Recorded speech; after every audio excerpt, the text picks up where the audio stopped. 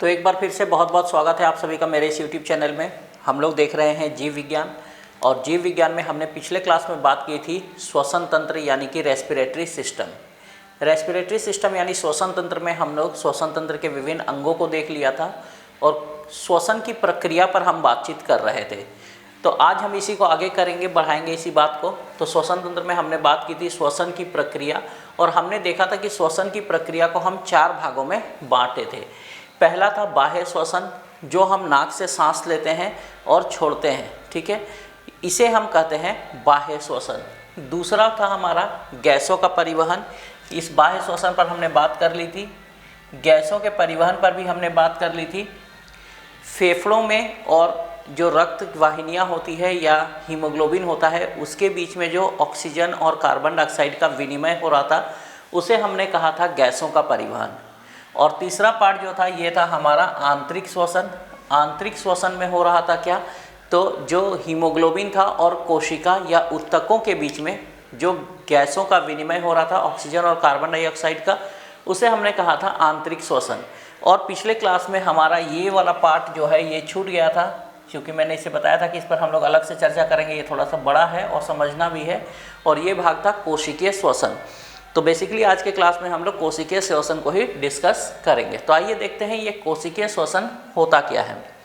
जितने भी जीवित कोशिकाएं हैं, सभी जीवित कोशिकाओं में भोजन का ऑक्सीकरण होता है कोशिका के भीतर में, और इस ऑक्सीकरण के द्वारा जो ऊर्जा मुक्त होती है, यही कोशिकाओं के द्वारा उपयोग में लाई जाती है। यानी कोशिकाओं के भीतर भोजन का ऑक्सीकरण होना तथा ऊर्जा के निर्माण होने की क्रिया को हम लोग कहते हैं कोशिकीय श्वसन। तो होप कोशिकीय श्वसन आपको क्लियर है। अब कोशिकीय श्वसन जो होती है ये एक कैटाबॉलिक क्रिया है। कोशिकीय श्वसन एक कैटाबॉलिक क्रिया है। कैटाबॉलिक क्रिया कहने का मतलब ये हो जाएगा कि यह क्रिया ऑक्सीजन की उपस्थिति में भी हो सकती है और ऑक्सीजन की अनुपस्थिति में भी हो सकती है। यानी यह एक कैटाबॉलिक क्रिया है, जो ऑक्सीजन रहे तो भी ठीक है और ऑक्सीजन न रहे तो भी ठीक है। यानी ये ऑक्सीजन की उपस्थिति और अनुपस्थिति दोनों ही परिस्थितियों में ये क्रिया हो सकती है, ठीक है। अब कोशिकीय श्वसन के द्वारा जो ऊर्जा मुक्त होती है, ये ऊर्जा एटीपी अणुओं के रूप में संरक्षित रहती है।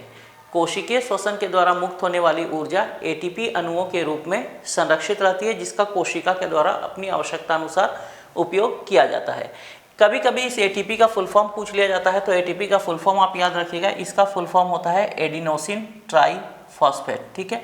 तो एटीपी का फुल फॉर्म है एडिनोसिन ट्राईफॉस्फेट। अभी एटीपी पे फिर हम बात करेंगे आगे। अब बात करते हैं ये जो कोशिकीय श्वसन है, यह कोशिकीय श्वसन एक जैव रासायनिक प्रक्रिया है, एक जैव रासायनिक क्रिया है जो पादप और जंतु दोनों में पाई जाती है, ठीक है। ये जो कोशिकीय श्वसन की प्रक्रिया है, ये सिर्फ प्लांट सेल में मिलेगा या एनिमल सेल में मिलेगा, ऐसी बात नहीं है। ये both plant and animal cells दोनों में मिलती है। अर्थात कोशिकीय श्वसन की क्रिया जो है ये पौधे की कोशिका यानी पादप कोशिका और जंतु कोशिका यानी एनिमल सेल्स दोनों में ये संपन्न होती है, यानी दोनों में ये पाई जाती है, ठीक है। अब ये जो कोशिकीय श्वसन की क्रिया है ये होती कहाँ पर है, तो कोशिकीय श्वसन की जो क्रिया है, ये कोशिकीय श्वसन की क्रिया ये कोशिका के कोशिका द्रव्य तथा माइटोकॉन्ड्रिया, ठीक है, यानी कि ये कोशिका द्रव्य और ये माइटोकॉन्ड्रिया, ये दोनों जगहों में संपन्न होती है, ठीक है। तो कोशिकीय श्वसन की क्रिया जो है ये 2 जगहों पर संपन्न होती है, एक है कोशिका द्रव्य में और दूसरा है माइटोकॉन्ड्रिया में। तो कोशिकीय श्वसन की क्रिया इन 2 स्थानों पर, कोशिका के ये भाग है, जब हम लोग कोशिका पढ़ेंगे तो वहाँ पे मैं इन भागों को बढ़िया से डिस्कस करूँगा तो आपको और समझ में आएगा, ठीक है। तो कोशिकीय श्वसन की क्रिया कोशिका के 2 स्थानों पर होती है, एक कोशिका द्रव्य में और दूसरा माइटोकॉन्ड्रिया में संपन्न होती है। और ये माइटोकॉन्ड्रिया का एक उपनाम है कोशिका का पावर हाउस। कोशिकीय श्वसन में जो ऊर्जा मुक्त होती है ये माइटोकॉन्ड्रिया में ही अंतिम रूप से मुक्त होती है, इसीलिए माइटोकॉन्ड्रिया को कोशिका का पावर हाउस कहा जाता है।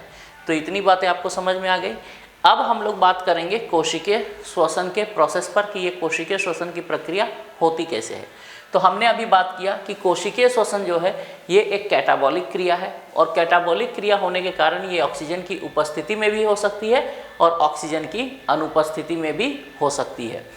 ऑक्सीजन की उपस्थिति में जब यह क्रिया होती है तो इसे ऑक्सीश्वसन कहा जाता है, ठीक है।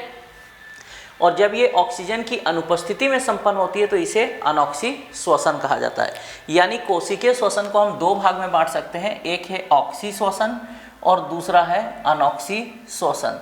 तो ऑक्सीश्वसन जो है ये ऑक्सीजन की उपस्थिति में होती है, यानी इसमें ऑक्सीजन प्रेजेंट होता है, और अनॉक्सीश्वसन जो होता है इसमें ऑक्सीजन एब्सेंट होता है, ऑक्सीजन अनुपस्थित होता है। अब वैसे जीव जो ऑक्सीश्वसन करते हैं उन्हें एरोब्स कहा जाता है, ठीक है। ये एरोब्स क्या है, तो वैसे जीव जो ऑक्सीश्वसन की प्रक्रिया करते हैं उन्हें एरोब्स कहा जाता है, और वैसे जीव जो अनॉक्सीश्वसन करते हैं उन्हें एनएरोब्स कहा जाता है। ये जीवों की दो कैटेगरी हो गई कोशिकीय श्वसन के आधार पर, ऑक्सीश्वसन करने वाले जीव एरोब्स और अनॉक्सीश्वसन करने वाले जीव एनएरोब्स।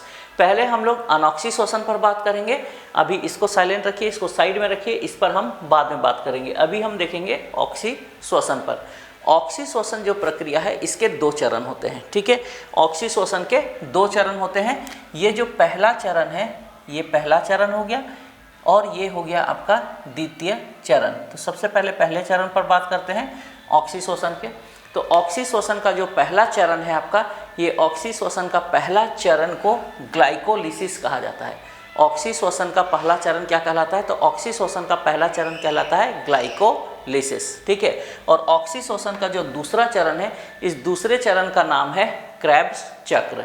तो पहले हम लोग बात करते हैं ग्लाइकोलिसिस पर और फिर बात करेंगे क्रेब्स चक्र पर, ठीक है। तो ऑक्सीश्वसन का प्रथम चरण जो है ये ग्लाइकोलिसिस, ये कोशिका द्रव्य में संपन्न होता है। अभी मैंने आपको बताया था यहाँ पर कि कोशिकीय श्वसन की क्रिया कोशिका के दो भागों में संपन्न होती है, पहला कोशिका द्रव्य और दूसरा माइटोकॉन्ड्रिया।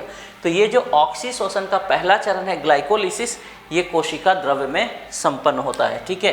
तो ये कहाँ संपन्न होता है, कोशिका द्रव्य में। अब ये जो है प्रथम चरण ग्लाइकोलिसिस, इसके कई भाग होते हैं, इसके कई स्टेप्स है, कई चरण है। इन चरणों का पता जो है ये तीन वैज्ञानिकों ने लगाया था। एक का नाम था एम्डेन, एक का नाम था मेयरहोफ और एक का नाम था पार्सन। इसीलिए इन तीन विद्वानों के नाम पर इन चरणों को EMP पाथवे कहा जाता है। यानी ग्लाइकोलिसिस प्रक्रिया के जो चरण हैं उनको कहा जाता है EMP पाथवे, क्योंकि इसका पता एम्डेन, मेयरहोफ और पार्सन ने लगाया था, इसीलिए इसे EMP पाथवे के नाम से जाना जाता है। अब ग्लाइकोलिसिस चरण में क्या होता है, तो ग्लाइकोलिसिस चरण में चूँकि जो ग्लूकोज होता है, इस ग्लूकोज का आंशिक ऑक्सीकरण होता है, ठीक है। ग्लाइकोलिसिस चरण जो है इसमें ग्लूकोज का आंशिक ऑक्सीकरण होता है, और जो बाई प्रोडक्ट बनता है वो है आपका पायरुविक अम्ल। ये आपको याद रखना है। ग्लाइकोलिसिस जो प्रथम चरण है इसमें जो तत्व बनता है, जो रसायन बनता है, उसका नाम है पायरुविक अम्ल, ठीक है। तो ये हो गया ग्लाइकोलिसिस चरण। तो ग्लाइकोलिसिस चरण जो है ये कोशिका के कोशिका द्रव्य में संपन्न होती है। इसमें बहुत सारे स्टेप्स होते हैं, चरण होते हैं, जिनको EMP पाथवे कहा जाता है। और इस चरण में ग्लूकोज का आंशिक ऑक्सीकरण होता है और पायरुविक अम्ल का निर्माण होता है। ये पायरुविक अम्ल अभी याद रखिए, दूसरे चरण में इसकी आवश्यकता पड़ जाएगी फिर से। द्वितीय जो चरण है, ऑक्सीश्वसन का जो द्वितीय चरण है, इसका नाम है क्रेब्स चक्र। क्रेब्स चक्र इसको क्यों कहा जाता है, क्योंकि द्वितीय चरण का पता जो है ये हैंस एडोल्फ क्रेब्स नाम के वैज्ञानिक ने लगाया था, इसलिए उनके नाम पर ही इस द्वितीय चरण को क्रेब्स चक्र भी कहा जाता है, ठीक है। इसके और नाम है, अभी हम बात करेंगे। तो क्रेब्स चक्र जो है ये कहाँ पर संपन्न होता है, तो क्रेब्स चक्र जो है ये कोशिका के माइटोकॉन्ड्रिया में संपन्न होता है। जैसे हमने अभी बात की थी, ग्लाइकोलिसिस जो है ये कोशिका द्रव्य में होता है, संपन्न होता है कोशिका के कोशिका द्रव्य में, जबकि क्रेब्स चक्र जो है ये कोशिका के माइटोकॉन्ड्रिया में संपन्न होता है, ठीक है। तो इसका जगह है ये होने वाली, जहाँ ये संपन्न होती है इसकी जगह का नाम है कोशिका द्रव्य, और ये जिस स्थान पर संपन्न होती है उसका नाम है माइटोकॉन्ड्रिया, ठीक है। अब कुछ जीव ऐसे होते हैं जो प्रोकैरियोटिक होते हैं, ठीक है। प्रोकैरियोटिक जीव जो होते हैं ये प्रोकैरियोटिक जीवों में केंद्रक नहीं होता है। केंद्रक नहीं होता है तो ऐसे जीवों में जो होगा ये माइटोकॉन्ड्रिया भी नहीं होगा। प्रोकैरियोटिक जीवों में माइटोकॉन्ड्रिया नहीं होता है। अतः वैसे जीव जो प्रोकैरियोटिक होते हैं उनमें, है ना, ये द्वितीय चरण की क्रिया कोशिका द्रव्य में ही संपन्न होती है। ये बात आपको ध्यान में रखना है, ठीक है। यानी कि ये क्रेब्स चक्र जो है ये जीवों के कोशिका के माइटोकॉन्ड्रिया में संपन्न होती है। लेकिन ऐसे जीव जो प्रोकैरियोटिक कहलाते हैं, जिनमें माइटोकॉन्ड्रिया उपस्थित नहीं होता है, उनमें यह कोशिका द्रव में ही संपन्न होती है। ठीक है, अब इस चरण में क्या होता है, तो इस चरण में होता है कि पहले चरण में जो पायरुविक अम्ल बना है, ये पायरुविक अम्ल का ऑक्सीकरण होगा और पायरुविक अम्ल से CO2, H2O यानी कार्बन डाइऑक्साइड, जल तथा कुछ अन्य पदार्थ बनते हैं, जैसे एडिनोसिन है ना, वगैरह वगैरह। तो ये कुछ पदार्थ बनते हैं और साथ ही साथ में बहुत अधिक मात्रा में ऊर्जा मुक्त होती है। ठीक है, और ये जो ऊर्जा मुक्त होती है, ये ATP अणुओं में जाकर के संचित हो जाती है। जो अभी हमने बात किया था, ऊर्जा जो मुक्त होती है ATP अणुओं के रूप में संचित होती है, तो यहाँ भी जो ऊर्जा मुक्त होगी ये ATP अणु के रूप में संचित हो जाएगी, जिसका कि कोशिकाएं बाद में अपना उपयोग करती हैं। ये जो ATP है, इसका एक उपनाम है, इसे ऊर्जा की मुद्रा कहा जाता है। ATP का उपनाम है ऊर्जा की मुद्रा, ये आपको याद रखना है। क्रेब्स चक्र को एक बार फिर से देखते हैं।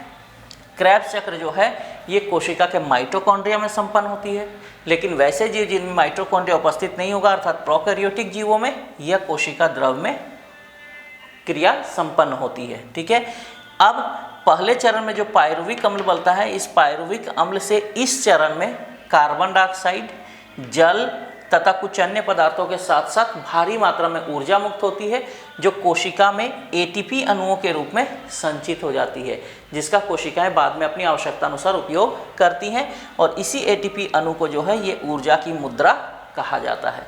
तो ये हो गए ऑक्सीश्वसन के 2 चरण। अब ये जो क्रेब्स चक्र है, इसके कुछ नाम हैं। क्रेब्स चक्र को मैंने अभी आपको बताया कि क्रेब्स चक्र को चूँकि हैंस एडोल्फ क्रेब्स ने इसको खोजा था, इसलिए इनके नाम पर इसे क्रेब्स चक्र कहा जाता है। ठीक है, और ये जो क्रेब्स चक्र होता है, इस क्रेब्स चक्र का प्रथम क्रियाफल साइट्रिक एसिड होता है ना। साइट्रिक एसिड बनता है इसमें सबसे पहले, इसीलिए इसको साइट्रिक अम्ल चक्र के नाम से भी जाना जाता है। साथ ही साथ इस क्रिया में या इस चरण में बोलिए, इस चरण में साइट्रिक अम्ल के 3 मूलक बनते हैं, जिसके कारण इसको ट्राइकार्बोक्सिल चक्र यानी कि TCA के नाम से भी जाना जाता है। ठीक है, यानी इस चक्र के 3 नाम हो गए। पहला क्रेब्स चक्र, चूंकि इसको खोजा था हैंस एडोल्फ क्रेब्स ने, इसलिए इसको क्रेब्स चक्र बोलते हैं। दूसरा, चूंकि इसका प्रथम क्रियाफल साइट्रिक अम्ल है, इसीलिए इसे साइट्रिक अम्ल चक्र भी कहते हैं। और इसमें साइट्रिक अम्ल के 3 मूलक बनते हैं, इसीलिए इसे ट्राइकार्बोक्सिल चक्र यानी कि TCA के नाम से भी जाना जाता है। तो ये हो गया हमारा पहला वाला चरण, ऑक्सीश्वसन। ऑक्सीश्वसन के 2 चरण हमने देखा, प्रथम चरण यानी ग्लाइकोलिसिस और द्वितीय चरण यानी कि क्रेब्स चक्र।